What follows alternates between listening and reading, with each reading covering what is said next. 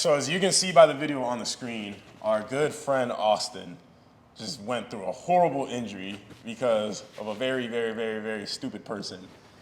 And in the description of the post that should be playing on the screen, John said, people wonder why I tell my guys to avoid playing basketball. And then we had 2 comments. They should be popping up on the screen. But the first one says, most people only want to jump higher so they can perform in the sports they love. There's only a select few that like to just jump for jumping. There's a reason 99% of people couldn't name a single Olympic high jumper, yet most could name many NBA players. Telling people to stop playing basketball and just jump would be like telling a hockey player to switch to figure skating because hockey is too dangerous and it looks pretty when they spin. None of us make it out of here walking. Might as well live life doing the things we love, like getting clotheslined by your bros. That guy who hurt Austin, oh, he's actually hurt. He's in a boot at the moment. He was his teammate, which makes it even worse. And then the second comment, telling dudes not to play basketball, to just learn to jump higher for fun, is odd. So I think second one, I disagree, is not odd. Yeah. The first one, I think he had some pretty good points. Let's give our opinion on it. You want to start it off? I didn't necessarily go into details about this, but it's specifically why when I say my guys, I'm talking about the pro dunkers. I don't really like them to play basketball a ton because they're competing, they're trying to jump higher. That is their sport in and of itself. And I don't necessarily want them out doing something that's relatively high risk, especially in settings where you're playing with people that you don't know with big egos. I mean, the guy literally turns and clotheslines Austin. That's worse than some of the most egregious fouls I've seen in the NBA last year and this year, right? It's bad. It's not just and it's his teammate. That's his teammate. The fact it's his teammate is just insult to injury. You know what I mean? It's literally he hurt his foot on that play. He essentially was going for a drive. The play might have been dead. I don't know. I think it was. So the play's dead. He's essentially driving to do a dunk, and his teammate, out of ego, he's like, no, I'm not going to let this guy dunk on me. First off, it's an LA Fitness run, which is something it goes back to the type of competitive play. When Isaiah goes and plays with high-level basketball players, that doesn't happen. They know how to play the game. They know how to do proper defense. They're not going to turn and clothesline someone because every reasonable player in that gym is going to say, get out, you're done. And they're not going to put up with that, essentially, and you're not going to be invited back to runs. So where you're playing has a lot to do with it. Another good way to do it is just to play with friends. So when we have a group of 10 guys that are coming to visit, those are always really good runs. There's a lot of dunks.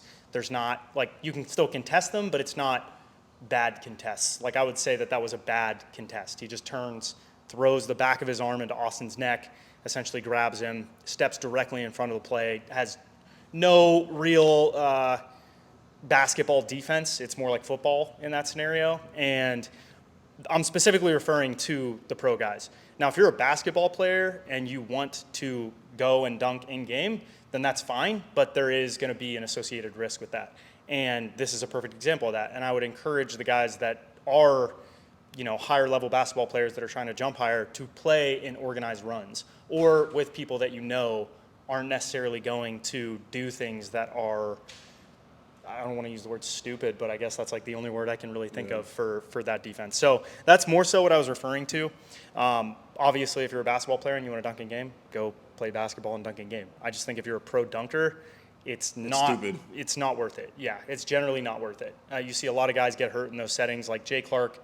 I think he tore his ACL playing 5-on-5, right? In game, went for a dunk. Venice Beach. Yep. And Isaiah sprained his ankle a handful of times. Every ligament injury I've had has been from basketball.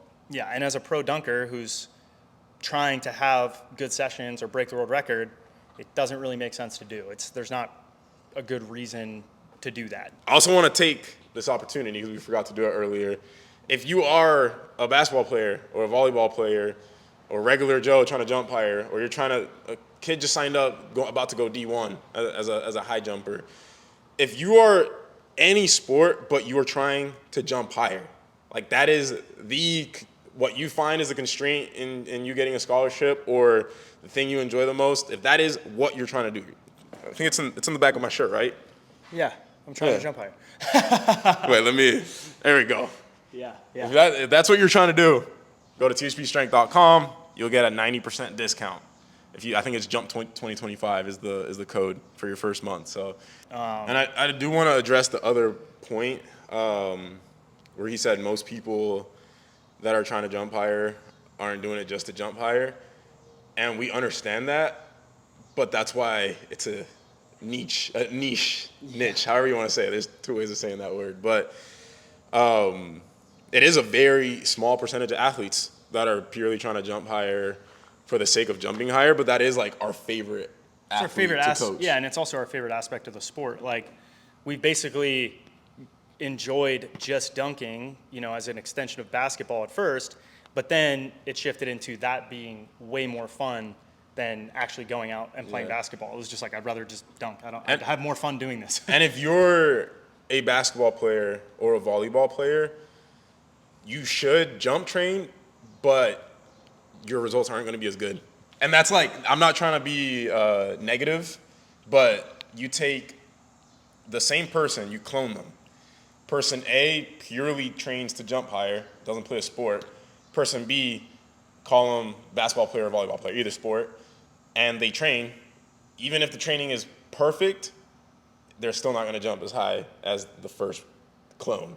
That is only jump training. It's like your progress is going to be stagnant. You might be performing at a relatively high level. For example, Martin Prinsloo, when he's in season, he takes 4 months out of the year prior to the season to just train. And all the way pretty much into the season is getting as much volume as he can in, because he knows when he's in season, he's going to be playing volleyball 4 times a week and expected to jump high 2 of those. And so, yes, you're like, of course you're not going to be able to go and do max effort, rhythm squats and hyper specific progressions, and you're going to have to keep things super general and focus on just staying healthy. You don't have the luxury. There's not enough physiological capacity to handle doing all of those different things, staying healthy, but still adapting to training. It's completely unmeasured. Like, there's no, some people use Catapult to measure like athlete loads and stuff like that, but for the most part, you can't quantify it. You don't know how much they're actually jumping or running, so you can't progress it, at least not well. You might be able to adjust time or maybe like intensity levels or whatever, but for the most part, it's just chaos. And that chaos just bleeds into what a long-term athletic progression is, and ends up making them worse. It's like, you don't see track and field guys go, oh, you know what? I'm just going to go out and play football on the weekend because I'm going to play receiver this weekend. Like, that's not going to move the needle for those guys. Maybe it's fun and they enjoy it. And to that guy's point, actually, I think a lot of people know who Usain Bolt is. I would probably argue more people know who he is than who won the Super Bowl last year. But like, that's his sport. That's all he's trying to get better at. In the same way, a lot of these guys that are trying to jump higher, the pro dunkers that we coach, that is their sport. They are going and competing internationally, doing big contests, some televised or heavily produced. And so if they go out and they decide to tear their ACL, or in Austin's case, sprain his foot, potentially break his 5th metatarsal because some guy on the other team wanted to clothesline him, like, the risk just far outweighs the reward. When guys look at me doing stuff in the weight room and they're like, this is how you tear your ACL, and then the number of ACL injuries I've had in the weight room with my athletes is 0, but the number of ACL injuries I've had with athletes on the court playing basketball is way higher. So yeah, if that's what you want to do, you want to play basketball and you want to take that risk and you want to do it in runs where, guys are going to clothesline you, go for it. Personally, I'm not going to do that. If I'm going to choose to play basketball, I'm going to do it in a controlled setting. I'm probably not going to go for dunks, especially if I know the other team has a football player that has no basketball knowledge. That's just not worth it to me. I've seen you sprain your ankle so many times against frat kids at UCF who decide that they want to step underneath you under a jump shot, or like they just don't know the game. But at the same time, if it's a high level game, like in 2020, Isaiah went, or 2019, you played at TNT, that gym in Florida, like, how many in-game dunks did you have there? It was like a ton. It was a ton. And there were no incidences that I would have been like, wow, dude, you almost got hurt. Like, no one's tackling you. They'll contest it properly. Maybe you'll get like body to body or whatever. And even when we play at the LA Fitness over here in Lakeland, same thing. Like, those guys know how to play basketball. They're high-level basketball players. They don't just do stupid contests. You know what I mean? Sometimes they'll get you, like, when you're actually approaching, they'll foul you. But outside of that, it's not like You know what I mean? You don't really see it too much. So. It's the answer always comes down to it depends. Like, Yeah. Like, what do I you think wanna on do? Instagram, it's such a you have 60 seconds. So the videos are usually shorter, and you have a short description, but then people will usually blow up the point. But like it's always it depends. Are you a basketball player? Are you a volleyball player? What's your injury history? What skill level are you competing? What's your goal? Are you only trying to jump higher? Are you a basketball player, but you don't really care about the skill work? Like maybe you're a weekend warrior and you want to get in-game dunks. There's people that are like that too. Yeah, like Shunker does that a lot. Yeah. Like He also plays a good runs. yeah, like their goal is to just get dunks in game and not really become a more skillful basketball player. And 99% of people aren't playing for fame too. Like he brought up the point of people know an NBA player's name, but not a high jumper. That's talking about the elite, like literally the cream of the crop. Like most people signing up, there's average athletes that are trying to get more athletic. Yeah. Because they play volleyball They're trying for to fun dunk or between. basketball They're trying for to fun. dunk between They're games. not- Maybe they're they'll not- get an in-game dunk. They're not trying to become a college. Like the percentage of elite athletes that are trying to get like a D1 scholarship is way smaller than just regular Joe trying to jump higher for fun. Yeah. Like I would argue there's more people like that than there's more people just wanting to become more athletic for the sake of becoming more athletic than competitively play or professionally play a sport. It's almost it's kind of turning into what the running community is, where the running community is these people. They're not like some of them don't even go and compete. They just run a marathon or a 5K to see where they're at, and it's like you versus you. It's just they do it to stay fit. They do it because they're interested in it. It's fun. In our case, it is a little bit of like a crowd pleaser event. People enjoy watching it. It's fun for you. If you've ever dunked, then you understand what this feels like. It's just, it's fun. It's fun to punch a dunk. I go to outdoor courts where no one's there, and I like dunking alone. Yeah, anybody who has opinions like that have probably never done a low rim dunk session. They've probably never dunked. Like I literally I suggest to everybody lower your hoop, no matter who you are, lower your hoop to 8 feet and dunk on it, and then you're gonna see what it's all about. I don't have anything else to add, do you? Huh. All right, thanks for watching, guys. See ya. So.